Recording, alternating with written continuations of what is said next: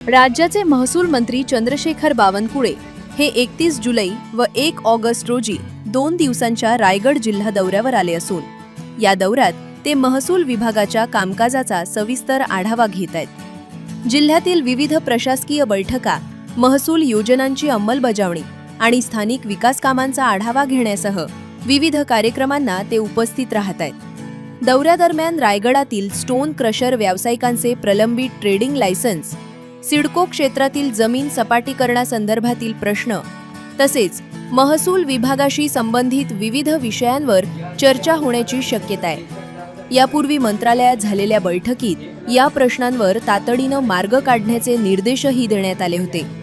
रायगड जिल्हाधिकारी कार्यालयात मंत्री बावनकुळे यांनी बैठक घेऊन महसुली प्रश्नांना गतीनं मार्गी लावण्यासंदर्भात महत्त्वपूर्ण आढावा बैठक घेतली आहे।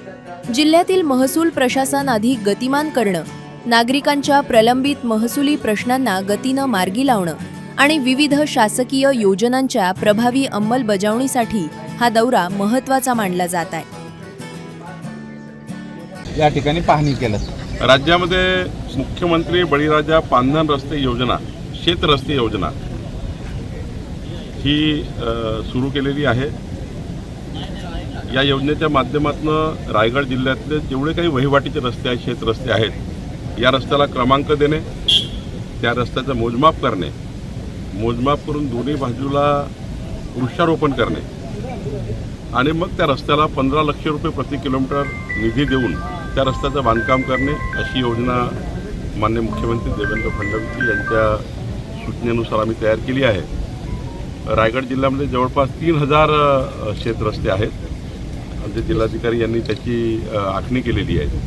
पुढच्या 3 वर्षामध्ये या 3000 रस्त्यांना आम्ही आता मजबूतीकरण हाती घेतो आहे आणि मला विश्वास आहे की जेव्हा शेतकऱ्याचे शेत रस्ते होतील तर शेतामधली जी शेतकऱ्याची दुबार पीक, तिबार पीक घेण्याची क्षमता वाढेल, त्या ठिकाणी पीक पद्धतीमध्ये बदल होतील, अनेक आमूलाग्र बदल शेतकऱ्याच्या जीवनामध्ये होईल अशी धारणा आमची आहे। त्यामुळं या महाराष्ट्रातले सर्व शेतरस्ते, वहिवाटीचे रस्ते खऱ्या अर्थाने मोकळे करणे आणि त्याला बांधकाम करणे ही भूमिका सरकारची आहे। हे शेतरस्ते करत असताना बाजूला असणारा जो फॉरेस्टचा विभाग असतो त्याची फार अडचण येते आणि काही वर्ष जे आहेत ते रस्ते रखडले जातात। मग याच्यावर उपाययोजना म्हणून काय तुम्ही आदेश? आता आम्ही या ठिकाणी जिल्हा परिषदेच्या सदस्य दळवीताई आहेत, आमचे प्रशांत ठाकूर आणि सर्वांनीच सांगितलं की जे फॉरेस्टकडे रस्ते आहेत, इथल्या सरपंच त्यांनी मला सांगितलं की फॉरेस्टचा रस्ता कसा बांधायचा, ती माननीय जिल्हाधिकाऱ्याला सूचना दिली आहे की